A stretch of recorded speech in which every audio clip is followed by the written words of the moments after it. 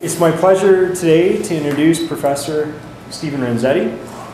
Stephen's a professor in the economics department here at Brock.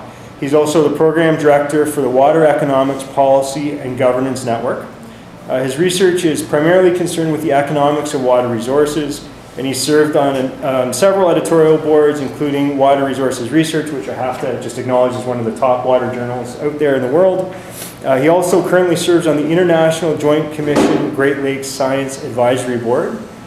Stephen was one of the authors of the Center Grant for our Transdisciplinary Center. He also currently is a member of our graduate committee, so wears an awful lot of hats, and today we're very fortunate to have him doing his talk on willingness to pay.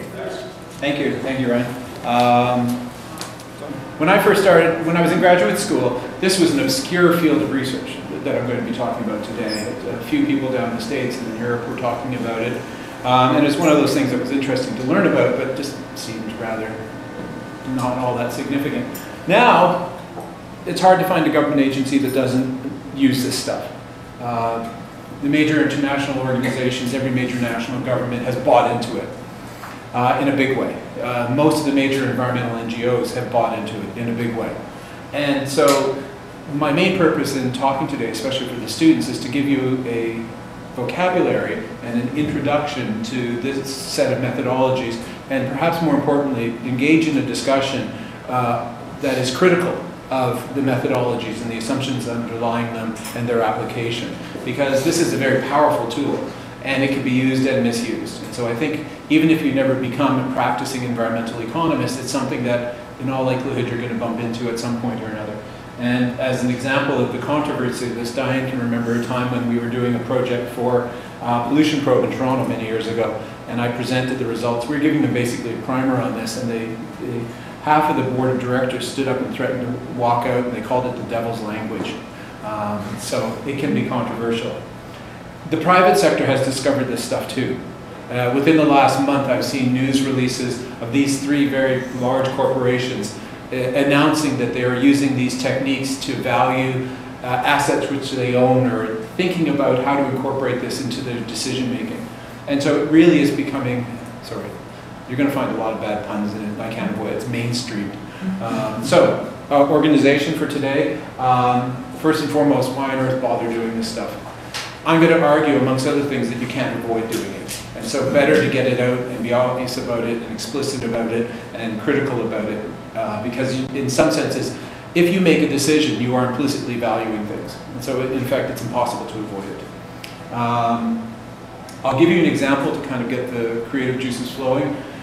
This is the, the unfortunate part of the lecture where it's very, very briefly going to talk about economic theory, but you know, I think I've avoided the equations. I'm going to spend most of my time, in fact, talking about this, the methods, because this is the type of thing I think that if you haven't come across them already, you will be quite soon. And then this is where I really want to spend some time discussing, you know, what I perceive as the critiques, and then engage with you in a discussion of what you see are the weaknesses and the strengths of this kind of method for assisting decision making. Okay, so here's a big question. How should society make decisions about the environment? We are a collective. We can think of ourselves as a representative sample of society as a whole, and we're given a challenge, a task. We have a limited quantity of resources, our time, our wealth, our knowledge, and we have to apply those as we see fit. We can do it to build more universities and high-paid professors. We can do it, use the scarce resources to protect or enhance the environment. We can do all sorts of other things that we like. The problem is, of course, that we have more things that we want to do than we have resources.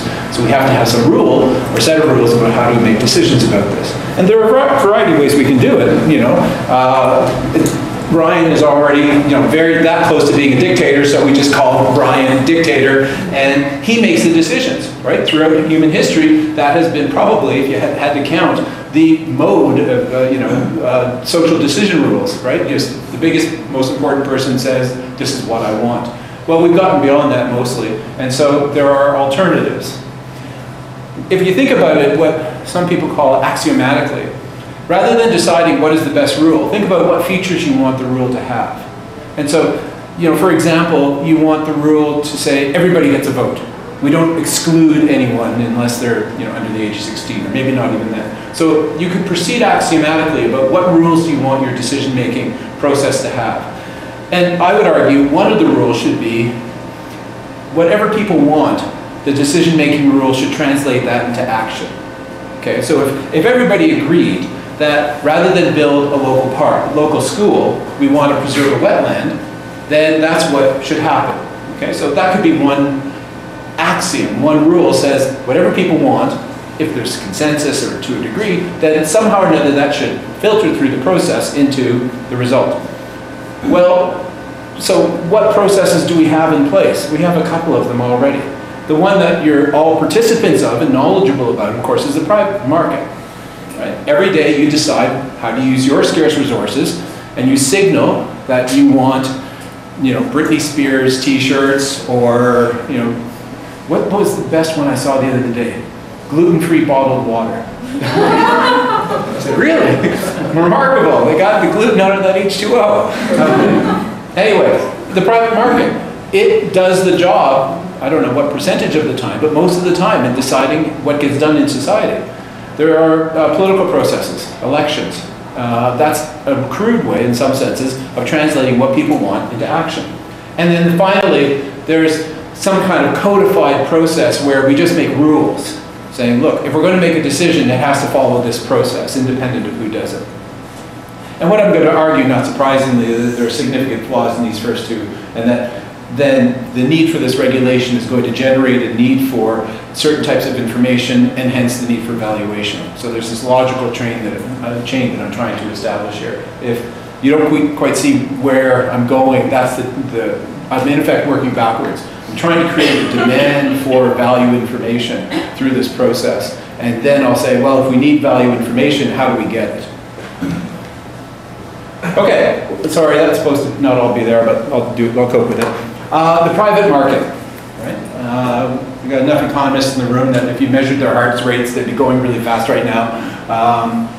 Most goods and services are bought and sold in the marketplace. The vast majority of what we do every day is in the marketplace. The challenge is that for certain types of goods and services, G&S, the market does not work well. Okay, so let me give you some examples. Public goods. A public good is a good that has the following two characteristics. It's non-rivalrous in consumption. Okay, so that if you're standing watching a lovely sunset and someone stands beside you and doesn't block your view, they can enjoy the lovely sunset without impacting your enjoyment of it at all. Okay? And it's also non-exclusive in production. That is to say, when I start talking in this room, I can't somehow keep one side of the room from listening. And maybe technically we could work it out with cables and whatnot. For the purposes of what we have now, when I start talking, everybody gets to consume, for better or worse. Okay? What's the significance of that? Well, suppose I was trying to, anyone ever been down to a fireworks display and they start passing around the hat? It's a charitable group and they're trying to raise money. And imagine you're sitting there and someone comes along and says, oh, we're asking money to support the fireworks. And you say, oh, I hate fireworks. It's giving me a headache. And your hope, of course, is that they'll continue shooting off fireworks and you don't have to pay. Well, if that happens enough, then the fireworks don't go off. Okay? And so markets typically have a real difficulty producing public goods, and hence that's why we have public institutions like universities and hospitals to a degree, and we support things like symphonies because they often have difficulty finding ways of supporting themselves. Incomplete property rights. If you go out in the middle of the ocean, you can do whatever you want. You can pollute, you can steal, you can do all sorts of things. Why? Because there are no laws out in the middle of the ocean, or if there are, they're terribly enforced. And as a result, the lack of complete property rights gives rise to behavior that's not really socially optimal. It's very clear to understand. If I own a lake, I can control who uses it. If you want to pay me a fee, you can come and catch my fish. On the other hand, if you want to catch bluefin tuna, for the most part, you can go out in the middle of the ocean and call yourself a bluefin tuna fisher and go get them. There's an international standard, but nobody really pays attention to it. Similarly, externalities. I think you're all familiar with this idea already, that if you like to raise chickens and you happen to live in an urban area, in most cases the city will say you're not allowed to do that. Why? Well, chickens are not particularly dangerous, but they smell a lot and they make noise, and so your neighbors get angry about this type of thing. Your behavior is affecting their welfare. Once again, when you decide to purchase something, you typically don't think about its impacts on other people. You think about how well off it's going to make you. And so the presence of incomplete property rights often creates the possibility for externalities, and again creates problems for the private sector. And finally, one of my favorites, imperfect information. That little video at the beginning was meant to get, I noticed everyone calmed down when I showed that. Everyone went, oh. And it was really quite dramatic. I have friends who are hunters, and when they see that kind of thing, they see dinner. And so it's a very different perception, you know, about what that big white thing is to people. But in addition, what's the term for those mega charismatic animals?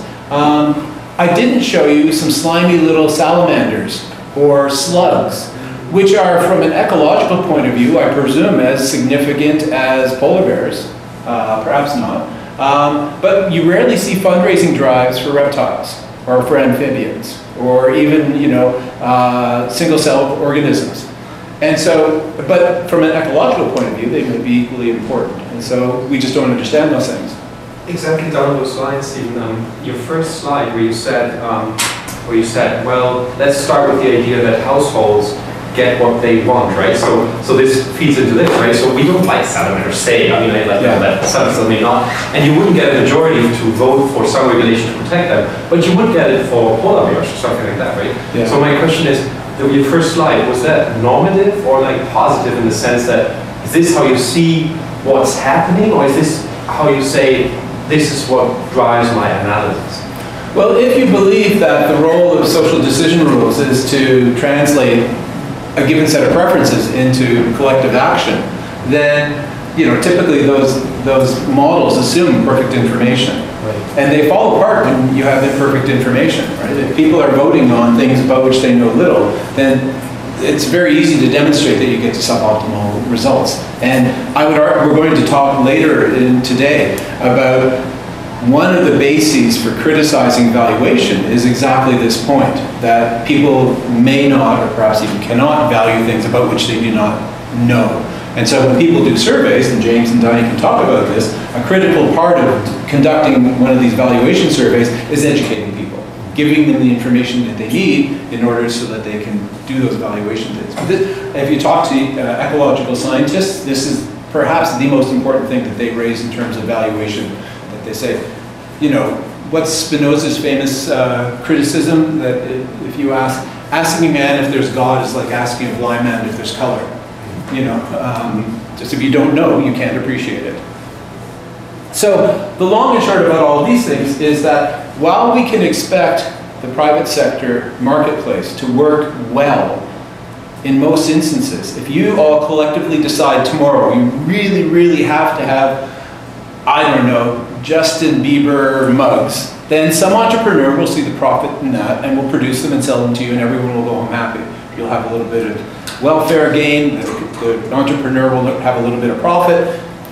The difficulty is if you all want cleaner parks or cleaner water or more wetlands, it's not clear at all that the private sector will do that, even if they want to. Even if there is an entrepreneur out there who says, yes, I want to earn a living producing wetlands, he or she may not be able to do it. And so that's a significant problem. So the question is then, what other alternatives are there? Well, we've just been through some painful exercises called elections. And unfortunately, elections, while it's sometimes entertaining, really do not serve well for translating preferences into action, in a sense. You know, even politicians are now refusing to answer questions during the election, saying, the issue's too complex. You expect me to say something in 10 seconds, and this is really something that requires 2 hours of analysis.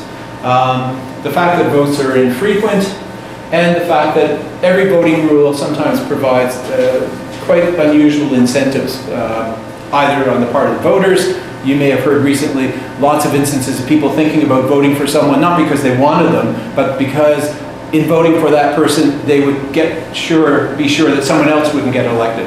So election rules tend to have very peculiar consequences. And again, there's a fairly large research literature that demonstrates that they are not good ways of translating public preferences into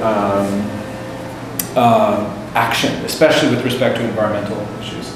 So to a degree, that leaves us with an alternative, which is essentially codifying a set of rules.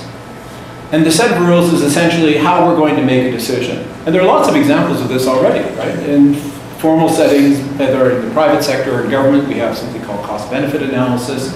The Canadian federal government has a slightly different term for this. They call it regulatory impact analysis, which is if the government is going to introduce a new regulation, and if it's a sufficient magnitude, they have to do a big internal study, part of which, if it involves the environment, typically involves valuation.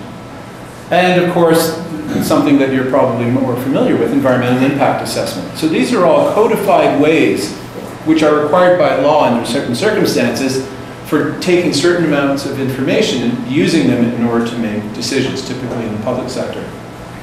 And so the question then is, how do we translate this preference information about what you want, in particular about more wetlands, cleaner air, etc., into information that can be useful for decision making? And this is an enormous challenge for people who make those decisions, because typically if you imagine someone who's a senior person in government, a deputy minister, even an elected minister, these people are very, very busy. They are often not technical experts, and they're constantly bombarded with people who want to talk to them and want their preferences to be in. And so we have to figure out a way that's concise and sensible to get information into these people's hands. One of the big challenges is what I call apples and oranges, which is that if you think about a big project, let's say for example, I know, there's a lot of discussion going on right now about extending the GO train service from Hamilton, Burlington, down to Niagara. And everyone in Niagara is in favor of it. Well, of course, they'll enjoy the benefits and they'll pay a fraction of the cost, you know. And everyone else in Ontario is probably thinking, well, if you want a train, go right ahead and pay for it, but I don't want to pay for your train. And so hence the political dilemma that the government faces itself. If we were to build that train, some of the impacts would be straightforward. It would raise taxes by a small amount, it would create a few jobs for a while, and that kind of stuff is fairly easy to establish. The much harder thing are the types of impacts that would occur that are no less important, no less significant, but much more difficult to measure. So there would be a slight decrease of the number of cars on the QEW, and as a result, a decrease in air pollution, potentially a decrease in the number of injuries and deaths because there are fewer cars. Now, if there are fewer cars, they may travel faster, and as a result, there might be more accidents, so you have to be careful about these things. But that's why we have traffic engineers. But in any case, the significant issue here is we've got things that are measured in all sorts of different units. And so how do you compare them? And imagine, again, put yourself in the position of the Minister of Transportation, and you've called your best people in, and you say, I keep getting phoned by these people down in Niagara. Give me some advice. And they say, well, boss, we can tell you this number increases by 4%, that number decreases by 2.5%, this we're not sure about, and this one probably increases by 9%. And you say, you're all fired. You didn't help me at all. In fact, you just made my life worse. So one approach is to take apples and oranges and try to figure out a sensible decision-making framework with apples and oranges, acknowledging that they're all measured in different units with different degrees of certainty, with different degrees of standard error, that is to say dispersion or uncertainty about your measures, and just live with it. Figure out a way of somehow making that decision. And in fact, as difficult as that might sound, that is perhaps in some senses the most commonly used method in a lot of European countries. It's very commonly used, and one of the formal techniques is what's called multi-criteria decision making, where you acknowledge that these different impacts have different units of measurement, and you proceed. And there are ways that you can do it. There's software for this, there's training that you can undertake, and in fact, the International Joint Commission, with which I've been affiliated a couple of times, has used this when looking at, for example, whether to make lake levels go up or down, or that type of thing. It takes a lot of work, it takes a lot of repetition, you argue with a lot of people, but it's an accepted way of making decisions. Now, economists, interestingly enough, have mostly shied away from this. I guess it's too complicated, or we just, I don't know, don't like apples and oranges. The alternative approach that I'm going to spend more time talking about is the one metric to rule all metrics. With apologies to Tolkien fans. And so what you're going to do here now is translate all of those apples and oranges so that they're apples. Or app oranges or some bastardization of fruit. That's one thing. The key thing is they're all going to be measured in the same units. And the most common method extant today is measuring things in dollars. And this immediately gets people's blood pressure going up. Right? Because, for example, just think about it for example. Suppose you're hiking through, think of your favorite provincial park, national park, you know, Algonquin, Bon Echo, whatever. And you're hiking through and it's a marvelous day and you're with whomever and the sun's shining, the birds, and suddenly some fool jumps up with a clipboard and says, right, stop. The next 100 meters, what's it worth to you? And you go, what? And they say, no, no, we want to know your willingness to pay for the next 100 meters of trailways.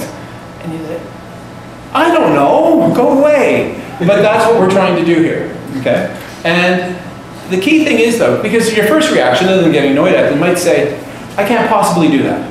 I can't possibly translate what I'm experiencing right now into either something so simple as dollars or as crass and venal as dollars, and I refuse to do it on many grounds. I can't be accurate about it, I refuse to do it on ethical grounds, etc., etc.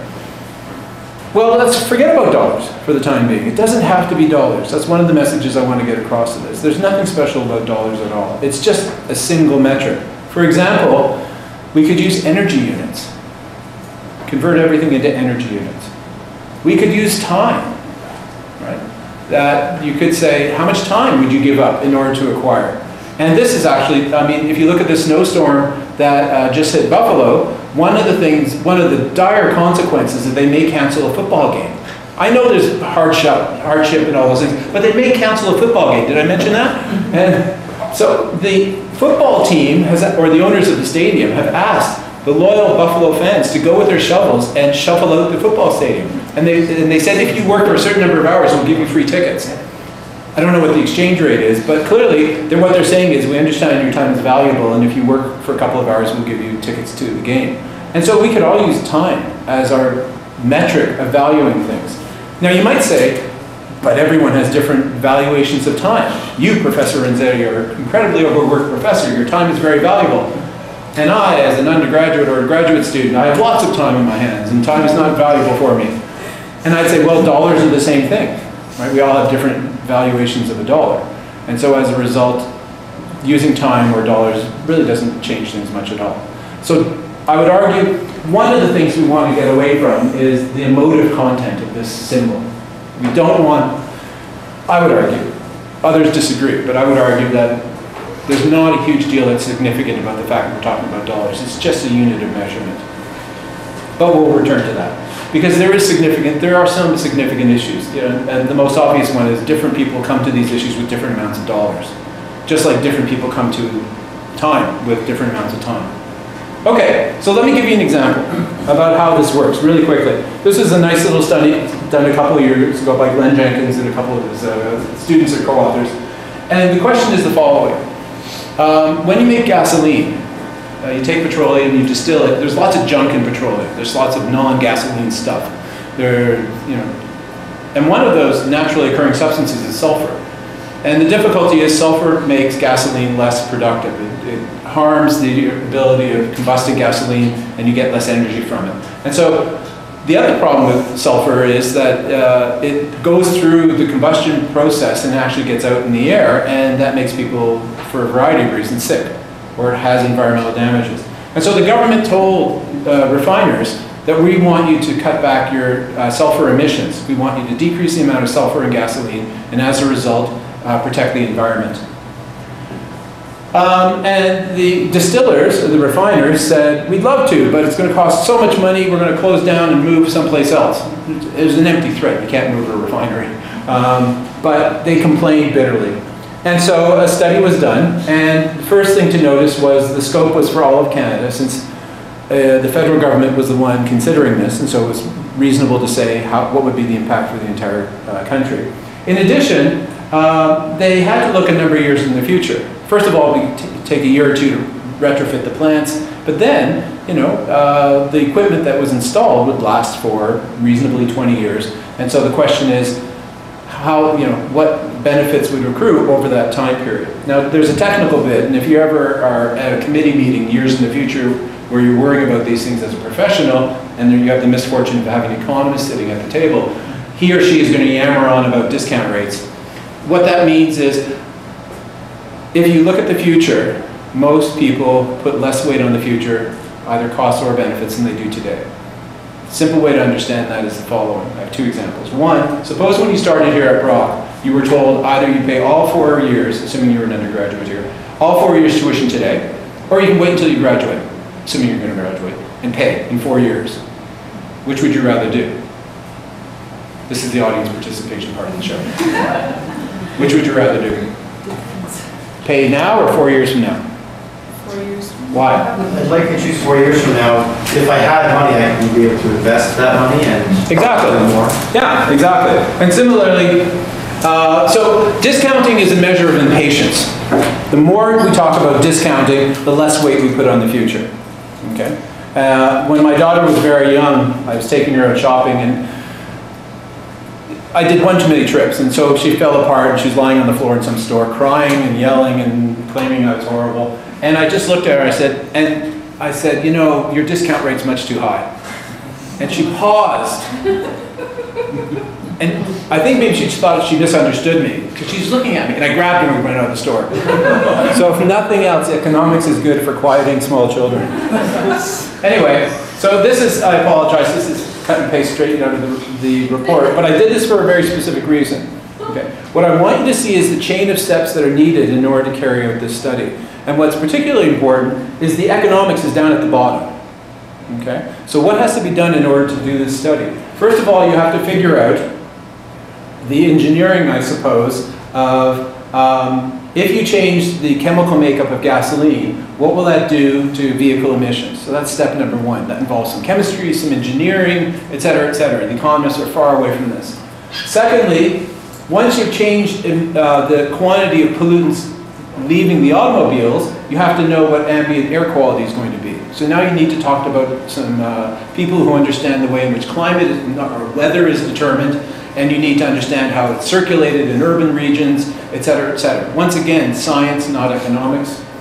Then, once you've got some notion of ambient air quality, you have to figure out how is that going to impact the environment. And so less sulfur means less SO2, which is Sulfur dioxide. which, when combined with water moisture, water vapor in the atmosphere, gives you? No one's willing to. You're all too young to remember that. Acid rain. Okay? So, amongst other things, you get less acid rain, but then you also get less acidic buildup, less impacts on human health. So for this, you need epidemiologists, doctors, et cetera, et cetera. So the whole point here is, what's remarkable is, all of this is engineering and science, et cetera, and then finally, and we call ourselves in economics frequently the last bullet, because when scientists ask us to participate in their projects, we always get the last bullet, right? And so that's the economics. You put a dollar value in these things. Well, what are these things? 2 words to impress if you're going to a bar this weekend. You can point out the difference between mortality and morbidity. Reduction in premature deaths, or in other words, mortality. People who have serious medical conditions who now, because of improved air quality, may live slightly longer. Or alternatively, people who aren't going to die, but whose illnesses will be reduced in severity or frequency or duration. And that's what we call morbidity. So, and again, you can put dollar values on these things, perhaps, but you really need to do a lot of science. And that's why this kind of program is so well placed. Because think of all those different disciplines sitting around the table having to talk to each other and share vocabularies and share data sets and understand each other's methodology. And that's really challenging. I've done it, and Diane's done it, and Ryan's done it, and it's really hard to do. Okay, on the cost side, it's straightforward. You've got to change stuff at a refinery. I'm a social scientist. It's just pipes and valves and things. Then there's some ongoing expenses. The government's got to send a monitor down to make sure they're not cheating, and then the refineries will close down for a while, and then they'll reopen. Here's the bottom line. So these are different levels of severity. So this is the least severe regulation because it's allowing the most pollution to occur. This is the most severe in the sense of it's the tightest regulation.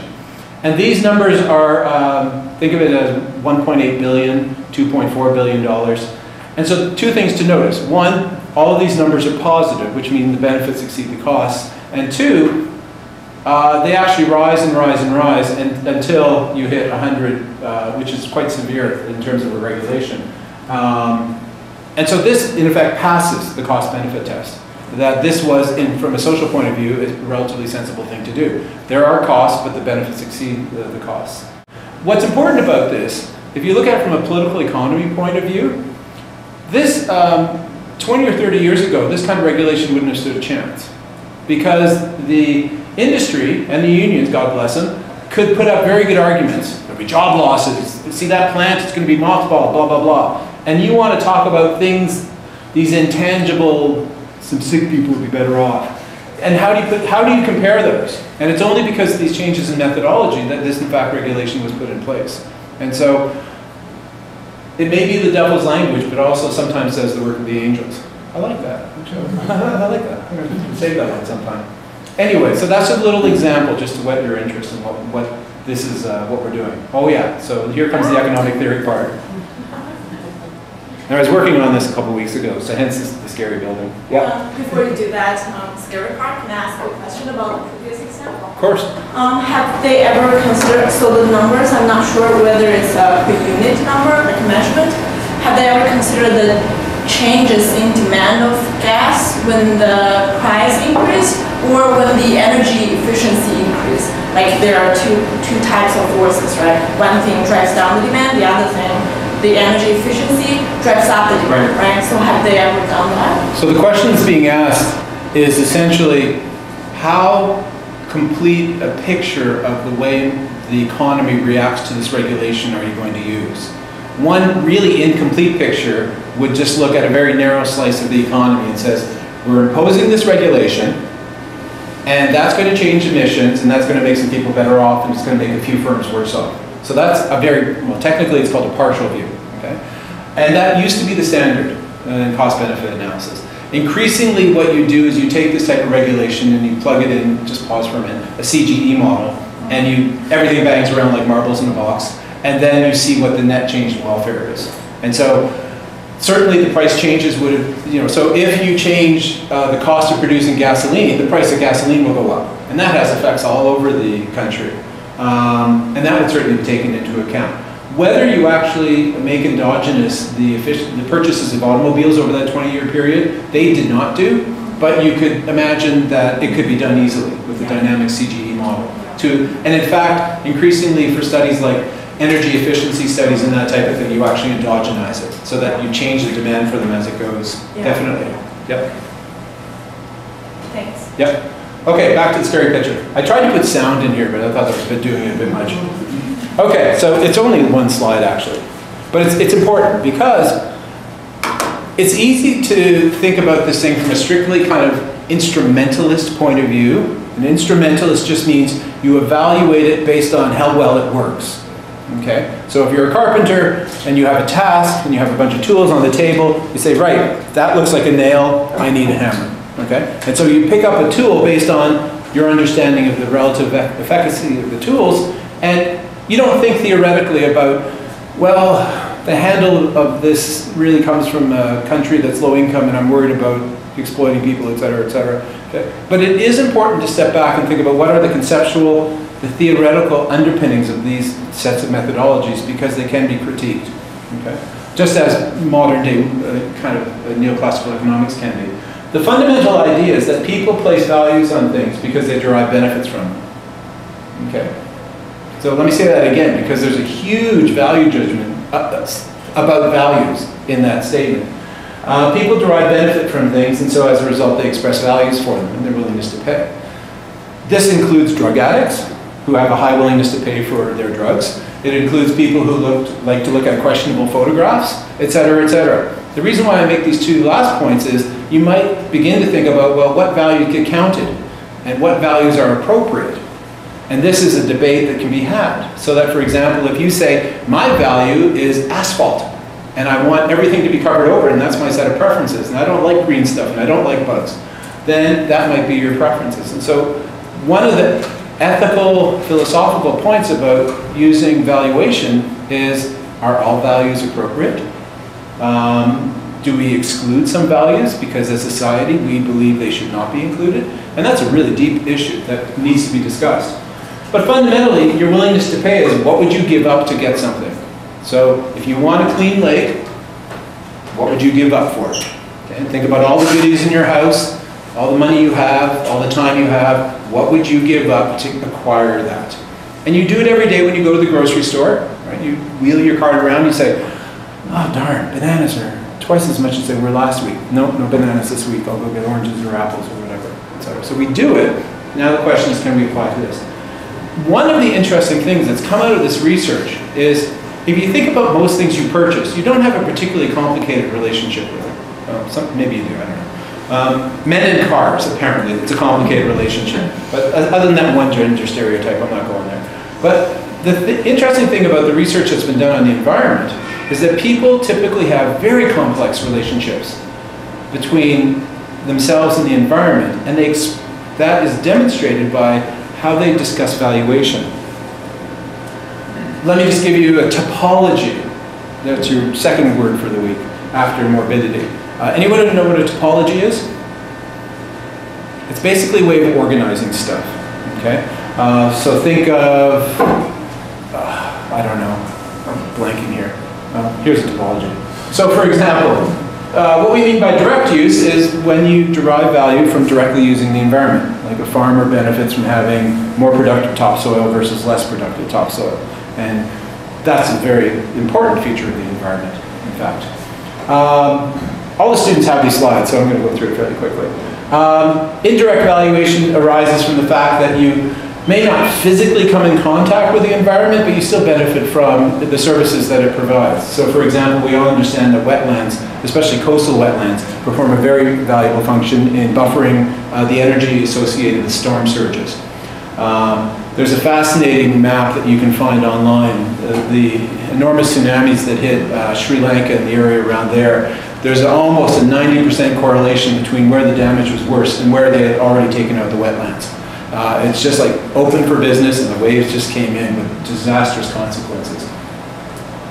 Yeah, the great, magnificent. And of course, I screwed up on this one because it's not a blue whale, and I mentioned blue whale, so I apologize.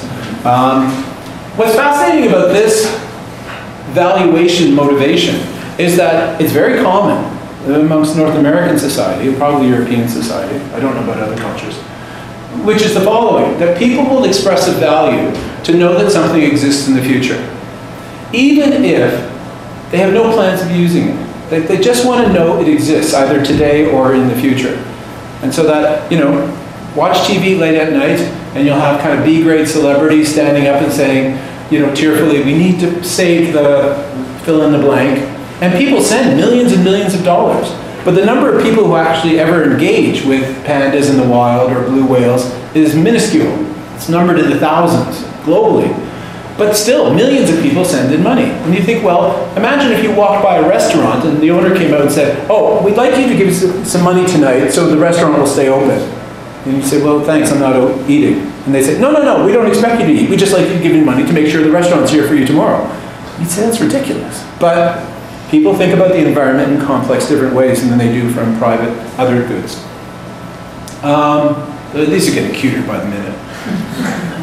If you have children, or plan to have children, you may want to express values today to ensure that your children have an opportunity. So I couldn't care less about blue whales, but those little squidgers of mine, I guess someday they may want to get on a boat and travel. And I want to pay today, or I want to choose my consumption today, just to know that the future generations have the option. I have no idea what their preferences are. I don't know what the future is going to be like. Just think about how your grandparents talk about you if you still have an opportunity to talk to them. And they're bewildered by you, because they have no idea about your preferences. And so similarly, you have no idea what the great-great-grandchildren of your lineage is going to be like. But you want to give the option of them having the opportunity. And this is really, in some sense, the most fascinating one, that people will put down money just to know something exists. They will say, I feel better in some vague sense knowing that something is on the planet. But not everything, clearly. And so this was actually taken from, I'm trying to remember the website. There's a source for it. But this was a big NGO, and they were saying, put this little bird in your will. Or not that bird specifically, but no, birds in general. So what's interesting about this is what we've learned out of surveying people a lot is that people have remarkably complex attitudes towards and valuations of the environment. And it's different from most of the goods that they consume. This is both a benefit and a challenge for researchers. It's a benefit because it means we can really explore and dig down into this diversity and this complexity, but it also means it's more complex. One of the things that economists have tried to do is create mind maps. Theoretical models are nothing more than mind maps. They're ways of helping you understand reality because reality is too hard. And so this was a diagram that I helped create for a report to Environment Canada a couple of years ago where they were starting to think about how valuable water was to Canadians. And so we just applied this kind of approach. And when you want people to get something, you put it in bold. So decreasing tangibility, because whenever you talk about valuation, what people jump on immediately is this stuff. Oh, you can't value something spiritual. Okay, I can't, but we can probably do maybe the other 90-something% of it.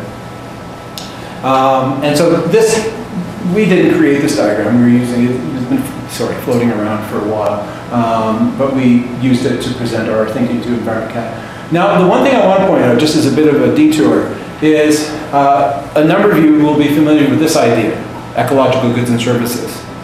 And that's a different typology. It's a different way of organizing the way in which humans interact with the environment. And also, things that live in the environment interact with the environment. But it's just two different ways of organizing essentially the same thing.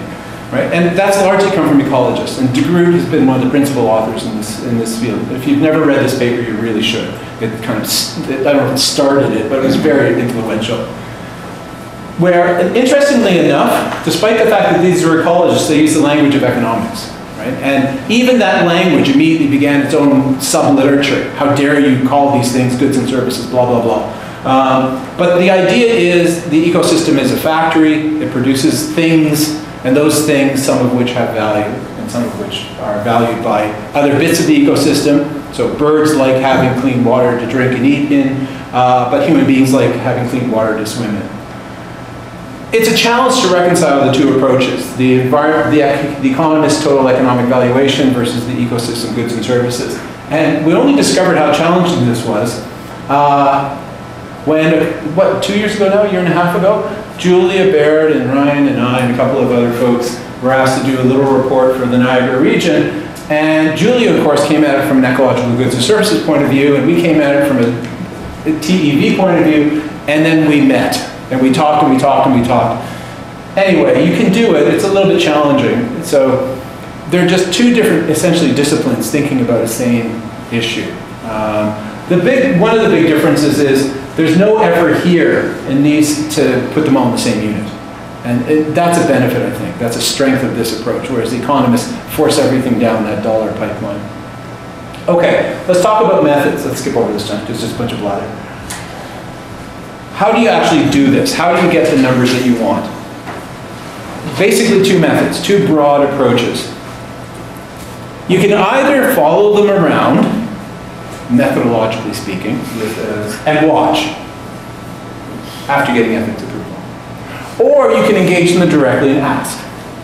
So they either reveal their preferences through their actions, or they state them, they tell you up front, face-to-face, over the internet, etc., etc.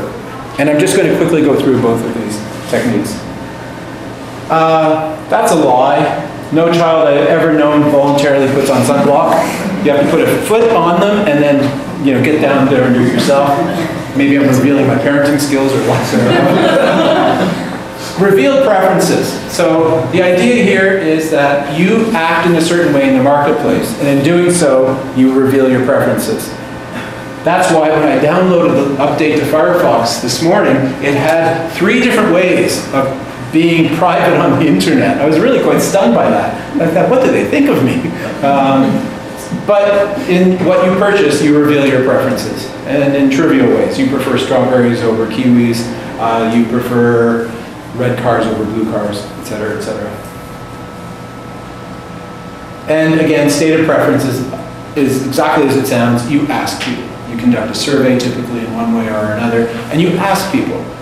Now you might think, well, that seems pretty obvious. Of course you ask people. The difficulty is economists until very recently shied away from asking people questions. I'm not 100% sure why methodologically we took so long to do that.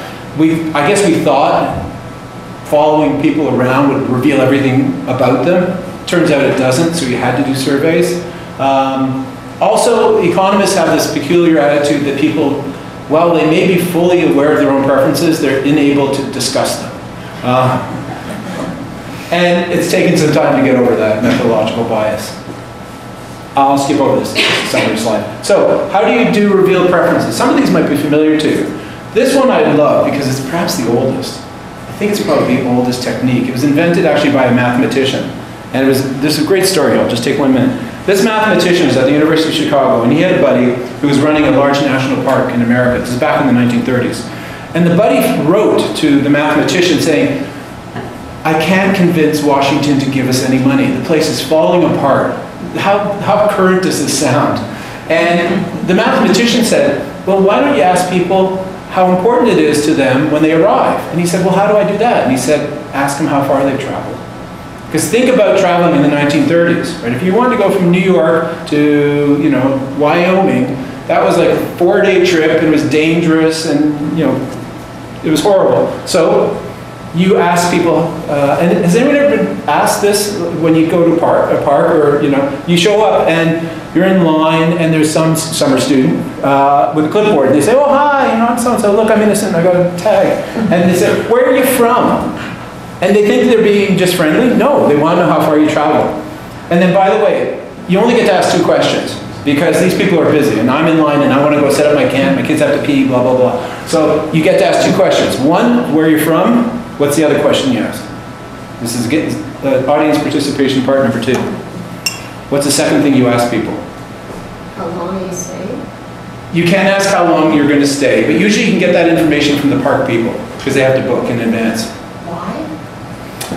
If you're being clever, yeah, you can ask, what are you going to do? Or why you're there? Yeah, so are you going to camp? Are you going to hike? So yes, that's usually question number 3, if you have time. How long? Where they're from will tell you how long they had to travel. But that's measured in hours. But we don't want hours as our unit of measure. We want dollars. So how do we translate hours of travel time into dollars? Ask them their occupation. No one will tell you income, but they'll always tell you what they do. And so then you have a rough idea of their annual income. And this is mostly for valuation of recreation. You can also tie it in with environmental quality, but it's mostly valuation of recreational opportunities. Hedonic, economists in general do not believe in pleasure. It's something that we're beaten out of us in graduate school. So don't take this as meaning anything pleasant, it just means characteristics. If you think about a price of something, a price is a very useful piece of information. And it can often summarize a very complex thing. Think about the price of an automobile, the price of a house, right? And a house has lots of characteristics. It's got size, it's got location, it's got frontage, it's got number of baths, etc. And real estate agents are very good at breaking down. If you took that house and you just moved it over to the other side of the street, we'd add $10,000. Or if you took that house and fixed up the kitchen, if you watch those shows, right? Well, what that is saying is we can break down the price of something into, in effect, how much each characteristic contributes to that price. Well, for housing in particular, one of the characteristics is environmental quality. So houses in a polluted area identical houses will have less value if they're in a polluted area versus a clean area. Houses closer to most bodies of water will be more valuable than houses farther away from water bodies, etc. And so you can statistically establish, by looking at controlling for all sorts of house characteristics and allowing environmental quality to vary, you can look at what is the impact of environmental quality on, for example, house prices. In addition, you can do this with wages. If you're wondering, you see a notice in the newspaper, you say, Union X, the average person working in this sector earns this much, and you go, I can't believe they make that much. Well, part of it might be associated with risk. Firefighters, for example. Firefighting is a relatively, I don't want to insult anybody, but it's not an incredibly high-skilled task. But they get paid very, very well. Why? Because they're running into burning buildings. Well, they're not actually anymore, but they're still getting paid well. So risk is a big component of wages, for example. And so you can look at the characteristics of things and infer from that how individual characteristics are contributing to the value of something. Avoidance expenditures, this is neat. How many people here use bottled water in their homes? Like a, what do they call it, Brita or that kind of thing?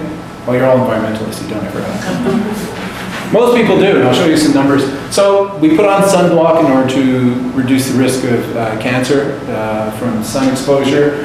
Some people filter their water in order to convince themselves that they're decreasing the risk associated with whatever they believe is bad in their water.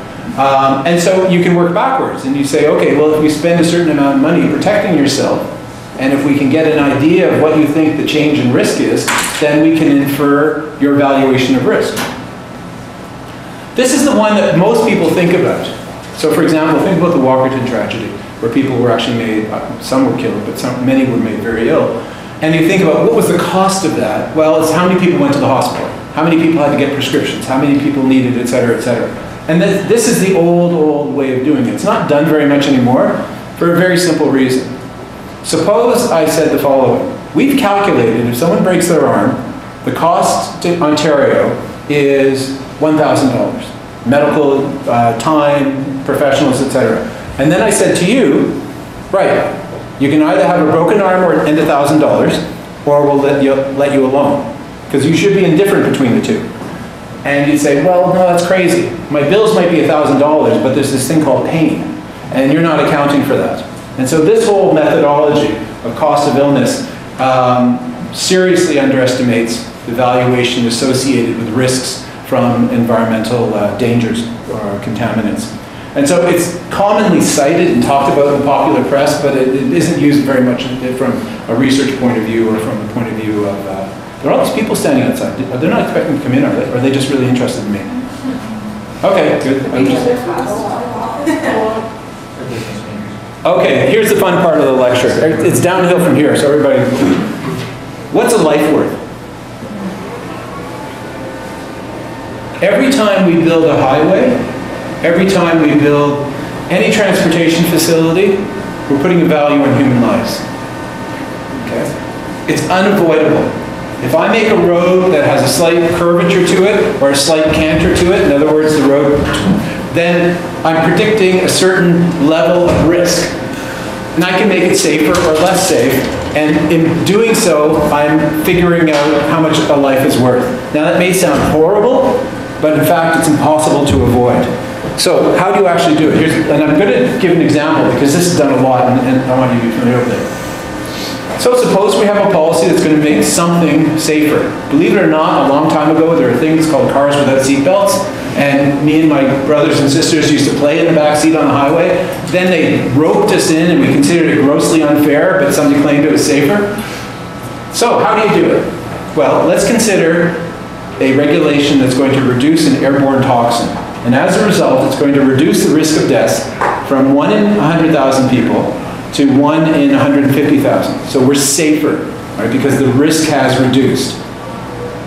Furthermore, we've got a population that's a city of 1 million people. So if we apply these probabilities, what it means is, from an expectational point of view, we can't actually point to the people, but from an expectational point of view, we're talking about a decrease in deaths over some appropriate time period from 10 to, and I know you can't have 6.7 people die, but don't worry about it. That's the beauty of mathematics.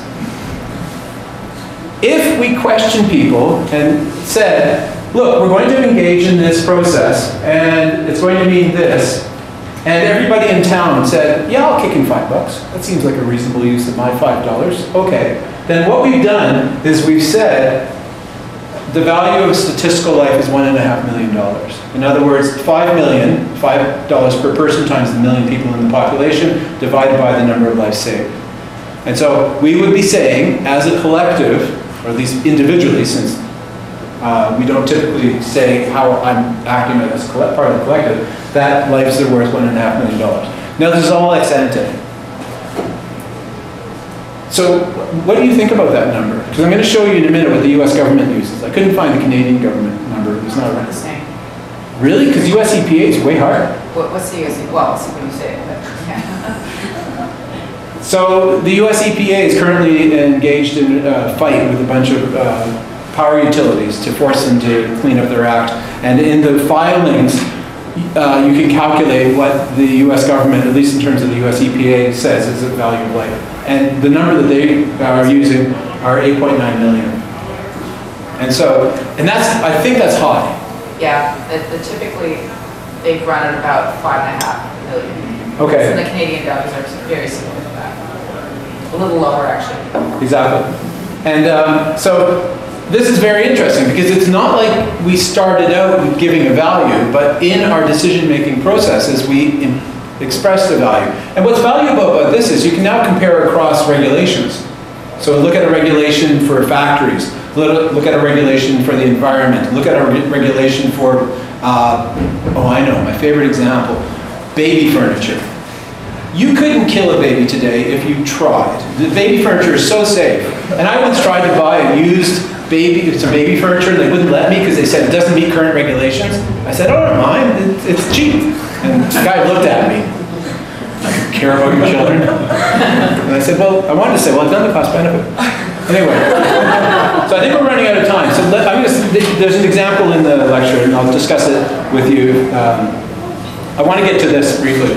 So all of the methods I've just described essentially follow people around, observe their market behavior, and infer from that market behavior what their valuation is of, amongst other things, either environmental improvements in environmental quality or reductions in risk from their current exposure to, for example, environmental toxins.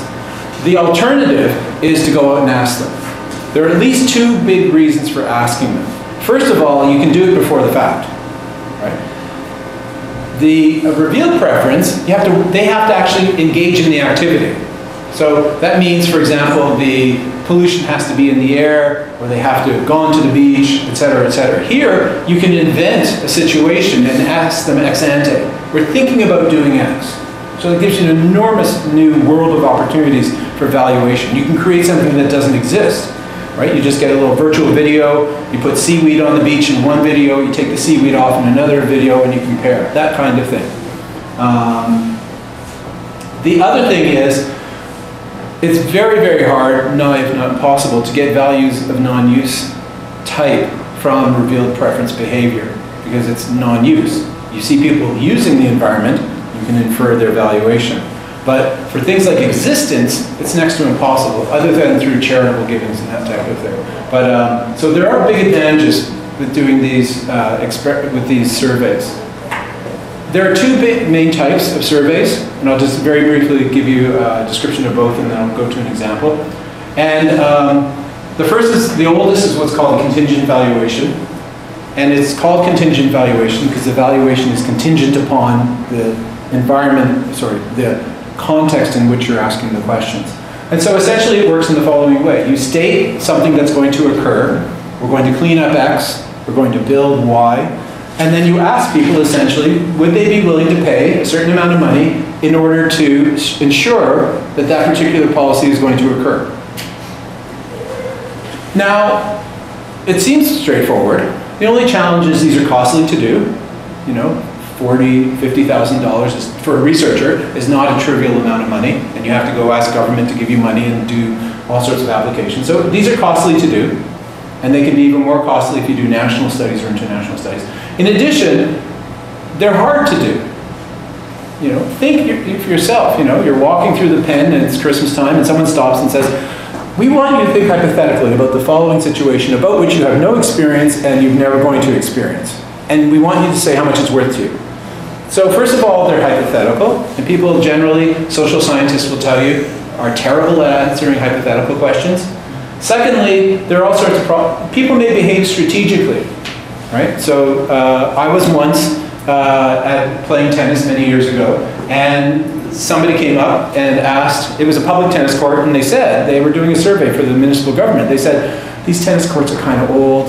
The city's thinking about refurbishing them, you know, and they thought I had a job because I was a student, but they said, would you be willing to pay to contribute to this? And I said, no, I hate tennis. And I was standing there with my racket and my ball. And I said, no, I never played tennis. I hate it. It's a stupid idea. And of course, I was just being facetious, but what I really meant was, well, they're going to build it anyway, and don't ding me for the cost, right? And so you can imagine people might behave strategically. They don't reveal their true preferences. There are ways you can get around that. The other technique, which is more recent and more sophisticated in some ways, thinks about environmental goods in a more sophisticated fashion and breaks them down into their components. So think about a camping trip. A camping trip is made up of a lot of small things. There's the site, there's the facilities or lack thereof, depending on what type of camper you are. There's the canopy, whether it's 100% canopy or 50%. There's the fishing opportunities, et cetera, et cetera.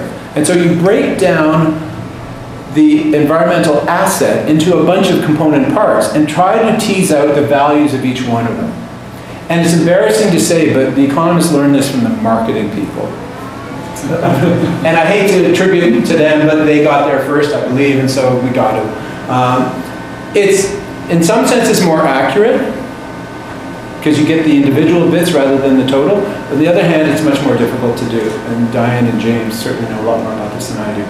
So just really quickly, I'm cribbing shamelessly off work that Diane has done in the past, where they're looking at how people understood risks and what value they assigned to reducing risk from tap water. But the methodology is general. So it was a national survey done a number of years ago over the internet. And there's the reference if you want to read it. Oh yeah, oh, here's my best slide. Anyone know what that is? So let me go back, I'll give you a hint. Look at the title. Valuation of cancer and microbial risk reduction in municipal drinking water. And here's for the scientists in the room. If you have lots of trihalomethanes in your drinking water, that can raise the risk of what type of cancers? Anybody know? Bladder cancer? That's a bladder! I found a picture of it, but it's a healthy one. I didn't get the picture that was beside it. That's a real bladder. You need to Photoshop it. Yeah, little spots on it or something. No, there were pictures of cancerous bladders, so you don't want to see those. But that's a real bladder. And I thought that was cool. Anyway, so the point was, chlorination is one of the modern marvels of science. Right? It has saved untold millions of lives, but at the same time, it raises by a small amount the risk of, depending on how the system is working, you getting certain types of cancers. And so Diane and her co-authors were interested in how people understood those trade-offs between, on the one hand, short-run risks associated with getting sick by not having enough cancer, right? You know, some kind of exposure to bacteria, which is bad and annoying but rarely kills you, versus having too much chlorine, which won't make you sick, at least not discernibly, but over the long period will raise your chance of risk. And so it's a very interesting thing, and it's also really challenging for households to make that trade-off. And they tried to do it, and they were successful, in fact. And so people were asked, what was the willingness to pay to reduce risks? What's interesting about the survey is, well, a number of things. First of all, how much had to go into the work before the economists got to play? Okay? You had to understand the science. Right? I had not heard, well I had actually, not many people know about trihalomethanes.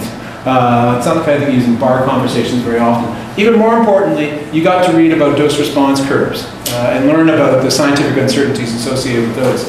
Then you have to talk to social scientists and psychologists about how do you convey risks to people. And this is an enormously important thing. Some people are good with numbers, and they're good with 1 to 100,000. Other people don't have a clue and you show them pictures. Other people, you need words. And so the diversity of the way in which people think about these things is a real challenge to researchers. Sometimes you use metaphors. It's just like walking down the street in Manhattan. You go, oh, that dangerous? Oh, okay. You know, but suddenly a metaphor can be a very powerful way to convey information. And then finally, you have to worry about the statistical issues associated with sample design and that type of thing. So I know I'm getting short of time, so I want to skip over. I'll get right. This is really interesting stuff, mainly because I was Diane's focus group for a lot of these things. I just want to show you a couple of things. This is a slide capture from the survey, and here they're giving people information. You really have to give people lots of information about this. And you don't just give them the information, then you ask them questions to make sure they got it. You know, it's a little bit like us testing you. We just don't tell you things and walk away chuckling happily. Here's one of the ways in which they did this. They used pictures. And so the different colors represent different types of risks. And so if numbers don't work, maybe you rely on diagrams. And if diagrams don't work, maybe you rely on metaphors, et cetera, et cetera. And so they had people read through this and answer questions to make sure that they were comprehending that information. And so let me just get right down to the bottom of it. They were interested, amongst other things, in an issue about how people value these things. So this was how a typical page was set up. Here's the current information with risk numbers and a risk picture. And then here were some alternatives. We're going to make you ask, would you spend $75? Would you spend $150 in order to get a slight reduction in risks? So think to yourself, right? Think about how you make purchases. And you think about, geez, when I get out of here and I get a real job, I'm going to buy X that I don't buy now. And a lot of that will be improvements in quality. You won't buy more butter necessarily. You'll just buy that Swiss artisanal butter because you think it's better. Or you'll buy better grades of wine or whatever. So often we change our consumption patterns to acquire more quality. And so we do this all the time. Oops, sorry. But this is an effort to actually tease out your valuation of buying some risk reduction. So what were people willing to pay? Almost $300 a year to buy this package. Fewer microbial illnesses, fewer cancer illnesses, et cetera, et cetera. And that's a lot of money, because at the time, the average household was spending $400, $500 a year? 600. So the average Canadian water bill at the time was $600. And one of the things when you work in this business and you actually talk to municipal types, they'll all say the same thing. People won't pay for system improvements. They constantly harp on this. Well, they're completely wrong. People, in fact, if presented with the information in a sensible way, will say, yes, I will pay $300 relative to a water bill of $600 to make my water safer. Okay? And the choice experiment essentially yielded the same information. Let me quickly go down to, this has all been about how individuals make decisions. The one thing that you're probably familiar with is from a country point of view, we can do valuation too. You've heard of the term natural capital. Natural capital is, again, a use of an economic concept, capital, to apply to the environment. And just as you can value a pool of oil quite easily, look at the stock market, see how much it's valued, so too perhaps you can value a forest or topsoil. And I had an example, but I want to skip through it. This is the one I want to get to, it's a bit more interesting, which is GDP, gross domestic product. And not gross like gross that bladder, gross in the technical sense. But the point is that gross domestic product is essentially how big is your economy, okay? How successful is your economy? The difficulty is it measures things that get measured. It doesn't measure stuff that typically isn't measured. So volunteer hours, if you volunteer, that's important to you, it's important to society, but it doesn't get counted. Cleaning up the environment typically gets counted, but in very perverse ways. So people have tried to do this, and you may have heard of terms, green GDP, that type of thing. Well, in one of the most well-known examples of this, here's American, the green line is American GDP per person. So this is the great American success story. Right? This is why America is the world leader today, because no country in the world, and I repeat this, no country in the world has had a sustained period of improvements in welfare associated with increases in income in history of the world. Right? This is unprecedented, and that's why Americans walk tall and think they're great. The only problem is if you adjust for decreases in forest land, decreases in arable soil, decreases in water quality, and a bunch of other things, you get that line. Now, researchers will argue until they're blue in the face about whether that line should be 5% up or 5% down. That's why researchers exist, to argue about those things. But the point is, even if this is 25% off, essentially we're doing our accounting wrong. That we're fooling ourselves. That there is a huge error in the way we measure success. And I think this is one of the most interesting areas of research, you know, this idea of, it's sometimes called green national accounting, and it's really interesting. Okay, so I'm going to stop there for a minute, and I want you to think about what I've just said, and we're going to talk in a minute about, particularly the students.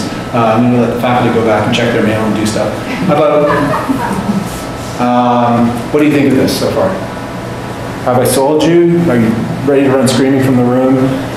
As a method, and remember, go back to my original slides. The task you have is to advise busy, uninformed people about how to make good decisions. Because that's what government is, busy, uninformed people making important decisions. Although, by the way, I don't mean to be facetious. I've met lots of people who are in power in government, deputy ministers.